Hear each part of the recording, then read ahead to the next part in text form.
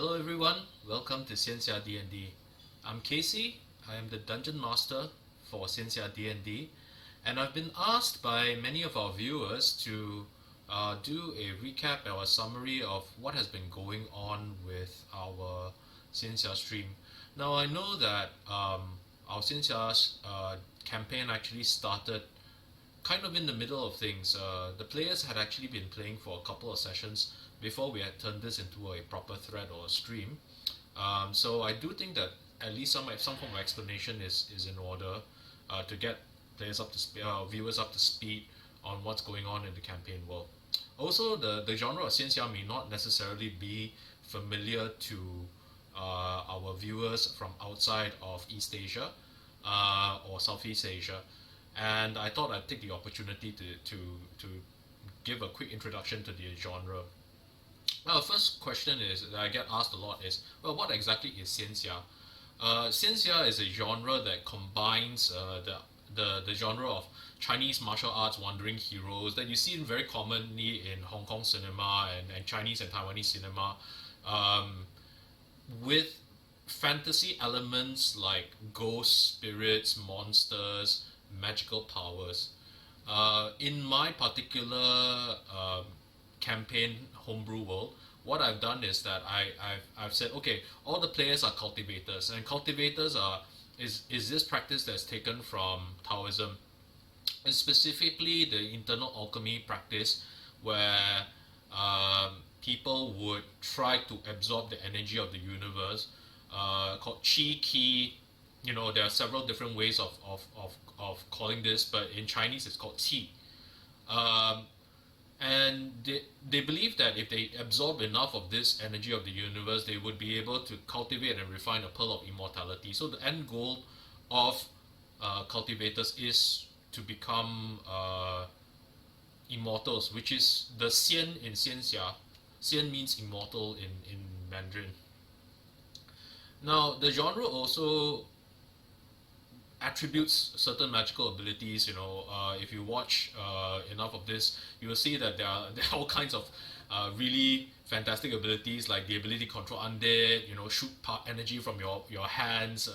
You will be able to create large formations that will have people wandering around for thousands of years. So it's really a high fantasy sort of magical system. And also, the final thing that I wanted to give you an idea of is that what I've done is that I have taken Chinese bits of Chinese literature, fantasy literature, and actual Chinese history to create this pastiche of a China that might have been, for which our players will be adventuring.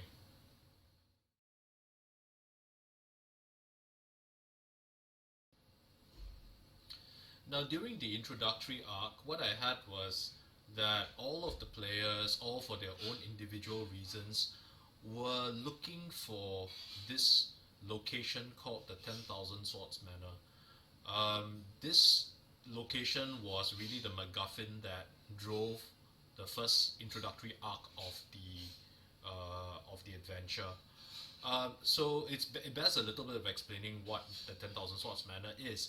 The 10,000 Swords Manor is a group of very reclusive forgers that locate themselves, that are located somewhere in the depths of what is called the Black Eye Canyon or Heimuya. They have lasted for dynasties and dynasties of emperors, and they are known to be sword forgers of the highest order.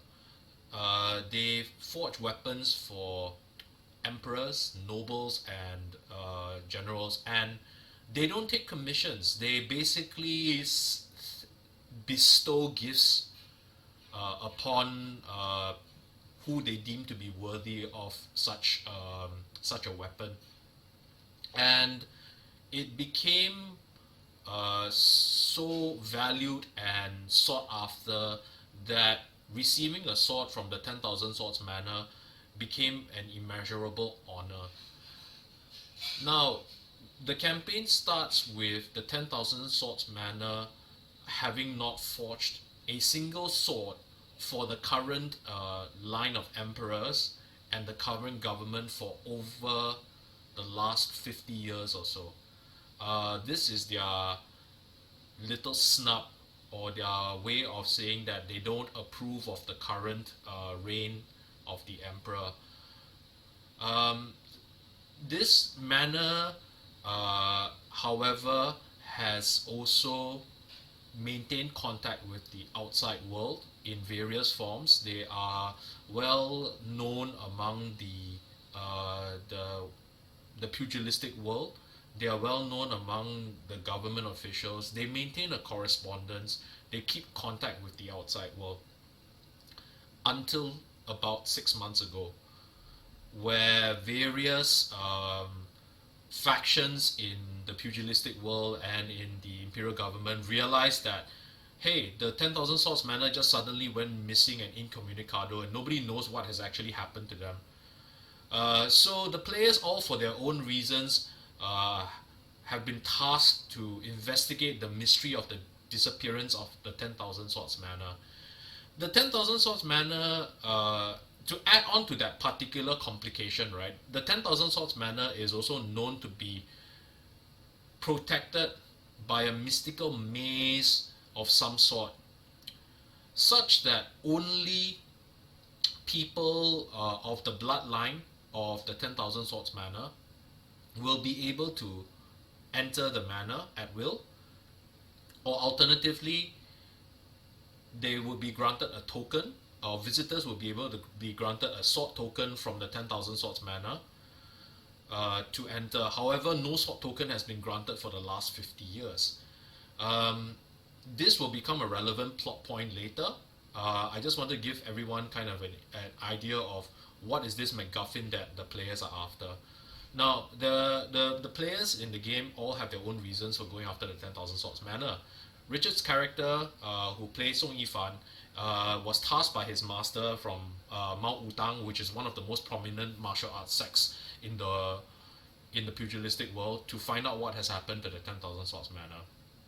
Chang Tian, who is a Persian monk but has lived a very, very long time within China, has also has many contacts within the government circles, and he also works partly out of interest and partly out of his out of obligation to the very rare uncorrupt officials that are in the current Chinese, the current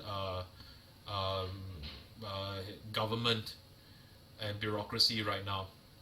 So he's been asked to find out by one of his friends, who happens to be a low-ranking court official, to find out what has happened to the 10,000 Swords Manor.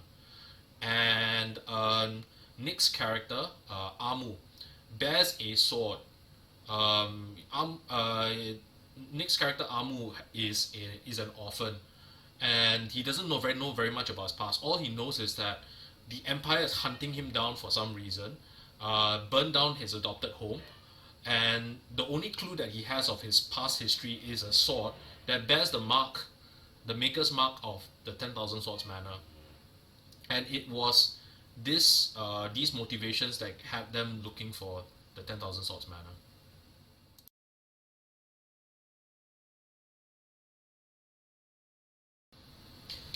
So the players start the game in a tea house, and this tea house is described to be kind of on a set of crossroads.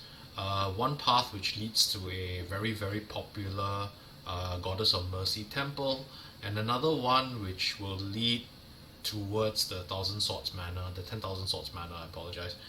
And this is actually the place where Yifan, Laughing Ghost, who is played by Wen, but he has since retired before the stream came about, and Chang Tian meet for the first time. Whilst they are all basically minding their own business, the tea house gets accosted by bandits that masquerading as imperial soldiers, and the group basically takes them down after a brief but furious fight, and make friends with each other with their shared ideals of trying to protect the innocent. it is there that they discover that their mutual purpose in trying to find out what has happened with the 10,000 Swords Manor. And on the bodies of the bandits, they discover that there is a general order, a general imperial order out to give a reward, a bounty, on anyone who discovers a child that is connected to the manor. The orders weren't very specific about it, but the group basically put all their clues together from their background, and they discovered that the child is actually probably the only key anyone would have of entering the 10,000 Swords Manor and solving the mystery of it. So what had happened after they discovered the clues is that the party decides to spend the night over at the tea house and try to guard it from intruders, bandits, or prying imperial forces that would be looking for the child, seeing as this tea house would be a logical launching pad for such a search. And overnight, they hear the howls of wolves, and after a tense night of guarding, what they eventually discover in the morning is that there is a body of a half-dead man who that looks as though he's been attacked by wild beasts at the front door of the tea house. And the party takes it upon themselves to try and rescue him, which they do succeed. And this person identifies himself as Brother Four Oceans. Brother Four Oceans is from a very small martial arts clan that does a lot of freelance work. You calling him a bounty hunter would be the easiest way of describing him. He is a bounty hunter, and he has been tasked and has the same bounty that the bandits masquerading as soldiers had chanced upon. He tells the group that he was actually searching for the child when he was attacked by a group of goblin raiders, and he had left his martial arts brother by the name of Mountain Oceans at a small ramshackle ruined cottage, maybe about a day travel from the tea house, and that he had actually barely somehow managed to crash through the night through the forest to make it to the tea house alive. So he was determined to go and find his martial arts brother, and the party, deciding to be benevolent and trying to act as the heroes that they are, decided to accompany him to the ruined cottage. Now, along the way, they battled some goblin raiders and they ran afoul into some trouble. But they did eventually find this cottage where Mountain Ocean, the martial art brother of Four Oceans, was actually fortuitously rescued by Long Mu, who was played by Nick. He joined us a little bit later after the start of the game, and Long Mu had actually rescued his martial arts brother. Now, with Four Oceans and Mountain Oceans gratefully reunited, they form part of the group, and they basically attach themselves to the group and say that, we want to find the 10,000 Swords Manor with you. While they are at this ruined cottage where Mountain Ocean was rescued by Long Mu and was kind of attacked by the goblin raiders, they search the cottage, and they discover that the cottage was actually housed by a young boy and his mother. And after a long search of the cottage, they discover that the cottage actually contains a secret chamber which houses the remains of a water Genazi lady by the name of Chiu Mu Yi. Chiu Mu Yi is, again putting all the clues together that the party managed to obtain, is a member of the 10,000 Swords Manor, and she has a son. And her last will and testament, which was found next to the remains of the body, was to leave instructions on how to train her son in the basics of 10,000 Sword Manor martial arts, along with a request for whoever who finds her body to be their benefactor and train her son. So the party easily surmises that, hey, the son must be the child that all the Imperial forces are looking for, and that he's the key to unlocking the 10,000 Swords Manor. But the child is not at the cottage itself. They discover evidence that he had lived there at some point in time, but he's clearly no longer there. So at night, they have no choice. They spent a lot of time investigating the cottage, and they couldn't find anywhere else to kind of shelter for the night. So they spent the night over at the cottage with wolves howling in the background. So it was another tense night. But a strange thing happened that particular night.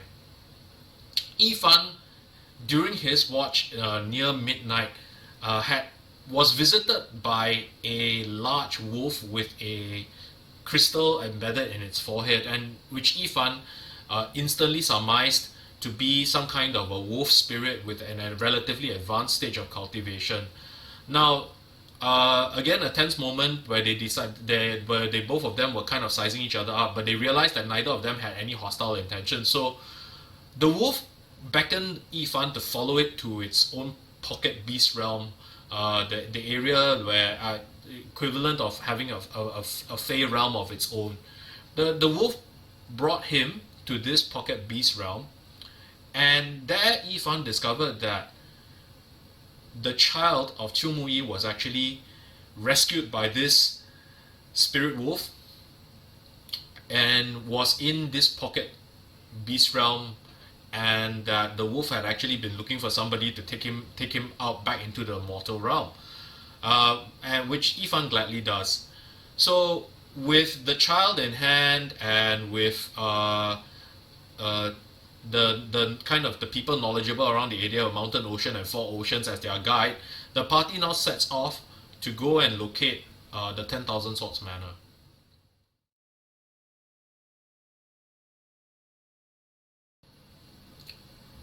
So, as the group heads towards the manor, they discover evidence of carnage all along the way to the manor, right? They have all manner of goblin raiders that have been lost in that mystical maze for God only knows how long.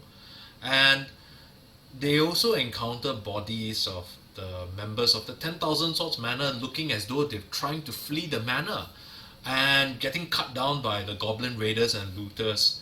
So, the group manages to fight their way through to the entrance of the 10,000 Swords Manor, but they do take casualties, and one of those casualties is Mountain Ocean, the martial art brother that was rescued by Long Mu, only to fall in the blade of one of the goblin raiders. Now, Mountain Ocean is understandably incredibly grieved by his loss, but he also decides that the best thing to do is to try to give his martial brother a good burial, which they cannot do in the forest because they also discover that the forest is strange in a very unnatural way. They discover that the bodies look as though they've been there for a very long time but have not been rotted, and they hear no woodland creatures, and that time does not seem to be passing as per normal here, and that it seems to be almost at a standstill.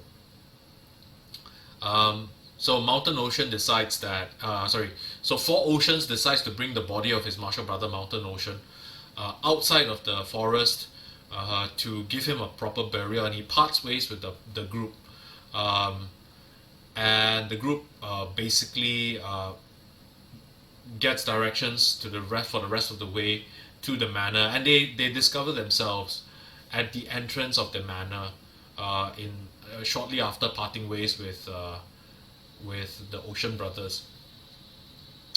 Now, at the entrance of the manor, they are confronted with all manner of what can only be described as elemental turmoil.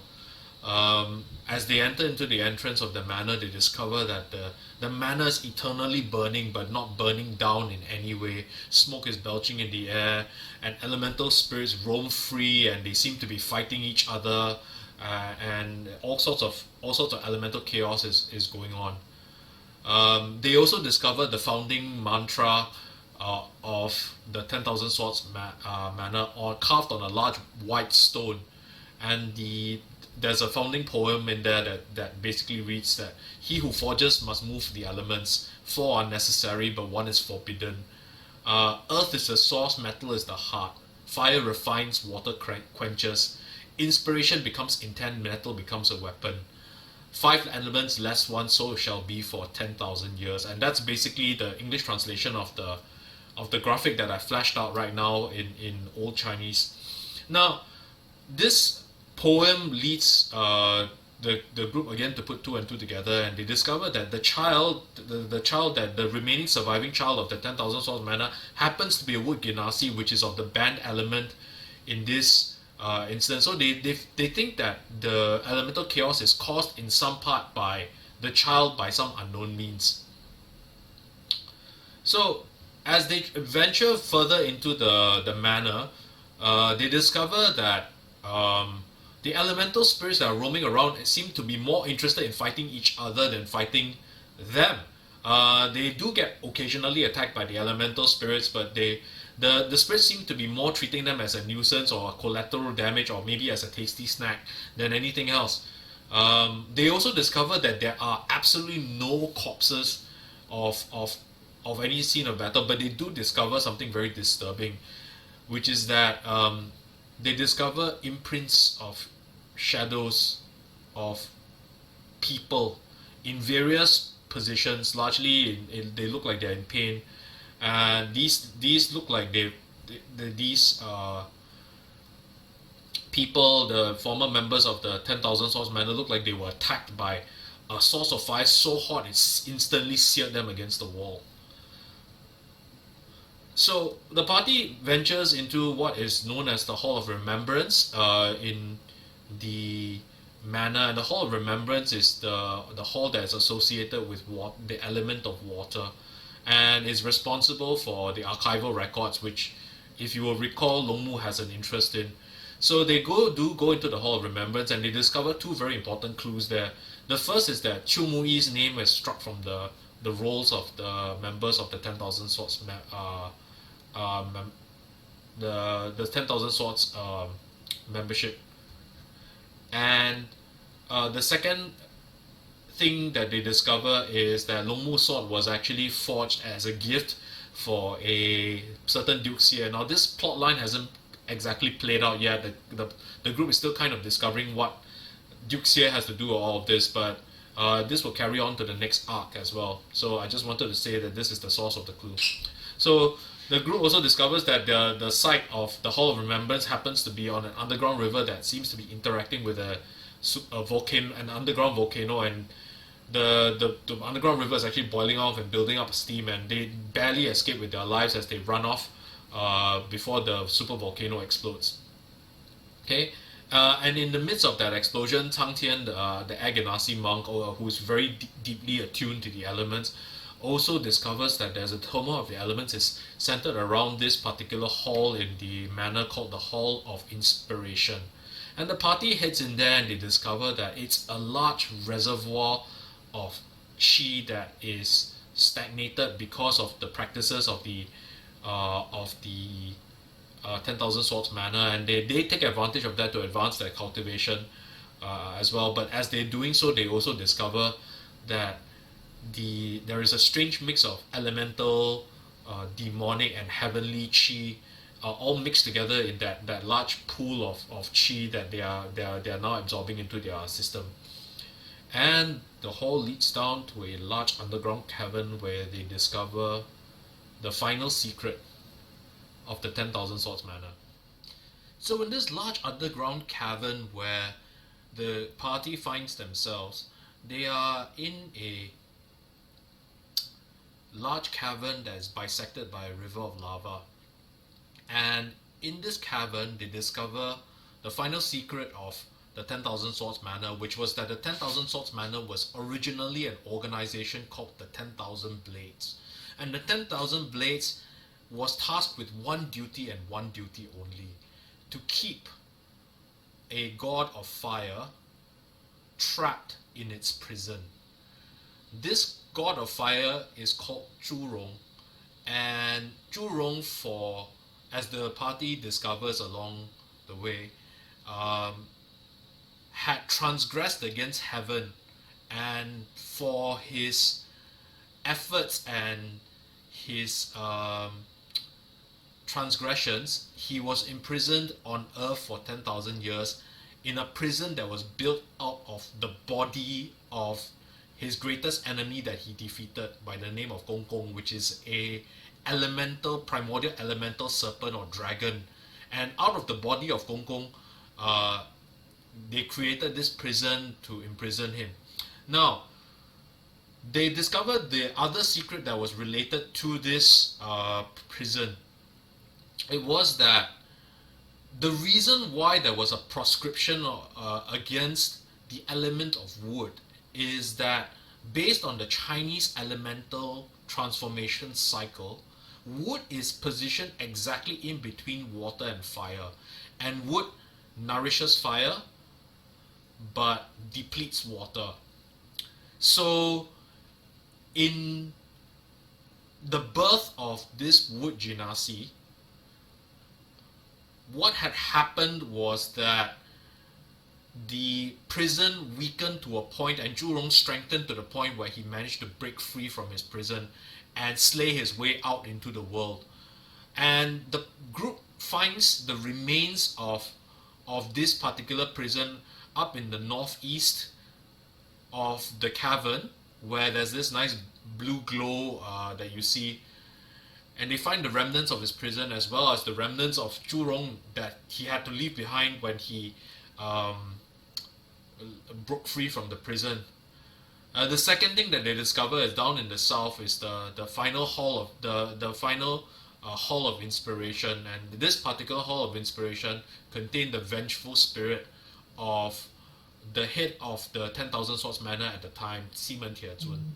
And Simen Tiezun, they found out later, actually was the husband of Qiu Muyi, and it was later discovered that Qiu Muyi and Simen Tiezun's marriage was forbidden because he was a metal genasi and she was a water genasi, and under the elemental transformations of my particular world, what they would have produced was a wood genasi, and that's exactly what happened when they got married. So the Qiu Muyi got cast out of the 10,000 Swords Manor because Simen Tiezun was the head of the manor, and they basically couldn't get rid of him.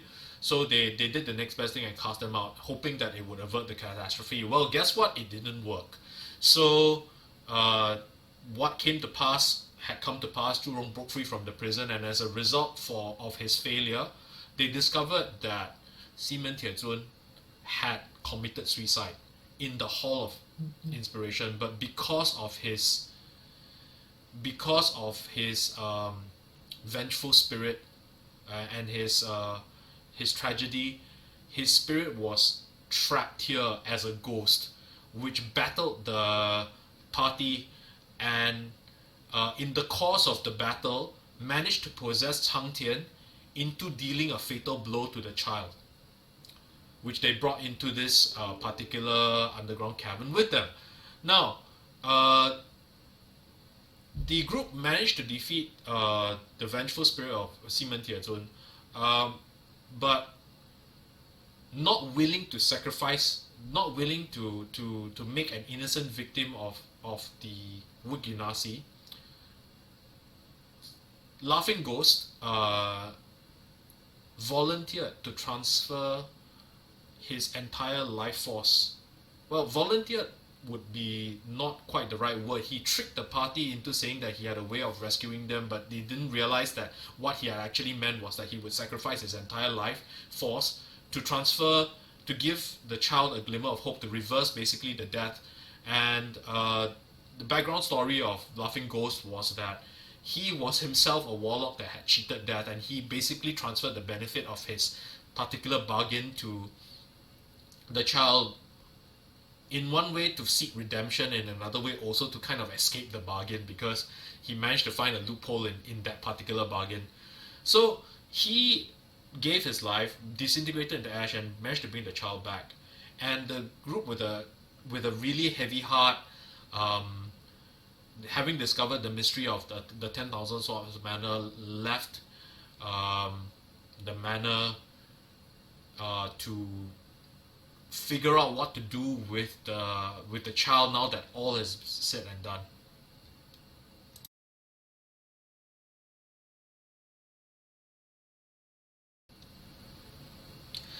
So that brings us now to our current arc.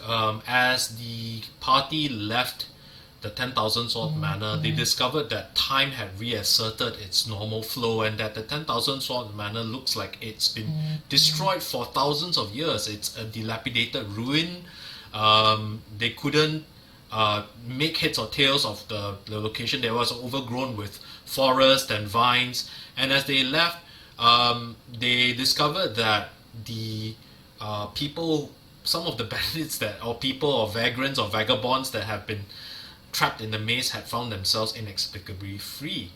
And at the entrance of the ruins of the 10,000 Swords Manor, they found themselves embroiled in a struggle or a fight where a group of vagabonds had accosted the Spirit Wolf and the friend of the Spirit Wolf, which was a ginseng spirit by the name of Bai Xian. After a fight, they discovered that the spirit and the wolf had actually been longtime friends with both Chiu Mu Yi and the Wu Genasi child. And on learning that the group had nothing but good intentions for the child, Bai Xian volunteered to accompany them. The plan was basically to send the Wu Genasi child to Wutang San to be brought up as a member of the Wutang clan. Now, Bai Xian also manages to tell everyone the name of the child, which was not recorded in the will, not recorded in the hall records, because all mention of him was basically struck out. The child's name was Wu Hui, no regrets. So the group brings Wu Hui down to the tea house where they first met to spend the night as part of their travels. The group finds out that Four Oceans had actually been there the day before, and that he was accosted by the brocade-clad guards, the Jing Wei, the secret police of the imperial government, and they were actually looking to find the child and the news of the 10,000 Swords Manor, which the group doesn't know exactly what has happened to the Four Oceans, but they found out again later that before Four Oceans left, he left an inscription in the furniture of the tea house indicating that Duke Xie was involved in this somehow as well. Now, the group decides that they wanted to spend the night over at the tea house, which was fine because it was getting dark and they didn't really have anywhere else to kind of spend the night. And they left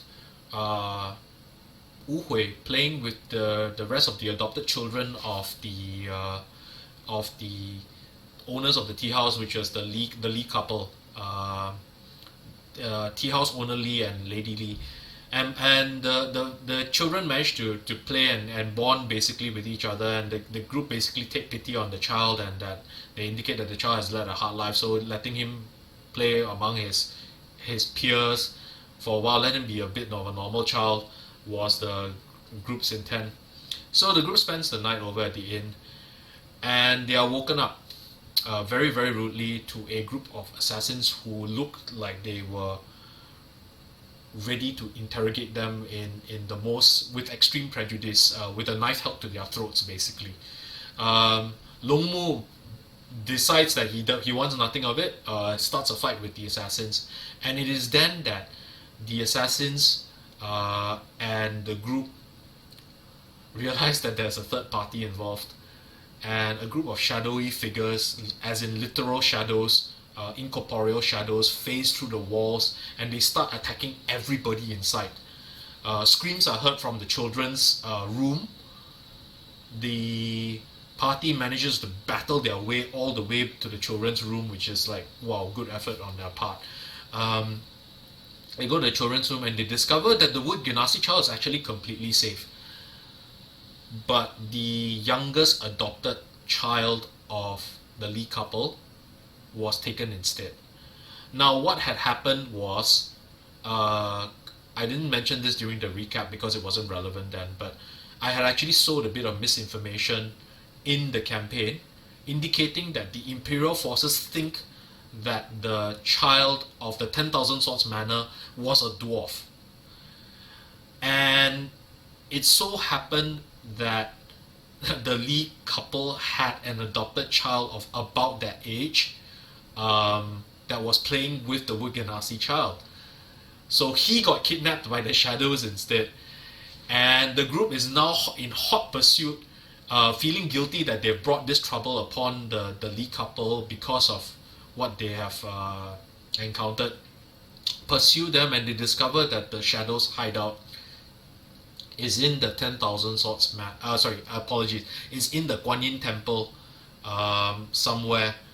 And you guys can watch the episode. I won't go too much detail, but this catches you up to where the group is roughly, and they are about to face down one of the most scary things that they've ever encountered in their lives, a blood demon.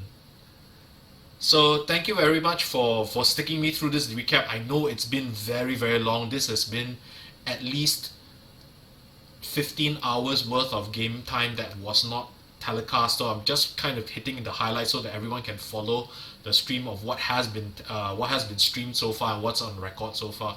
So thank you very, very much for bearing with me, and I hope to see you all on the stream.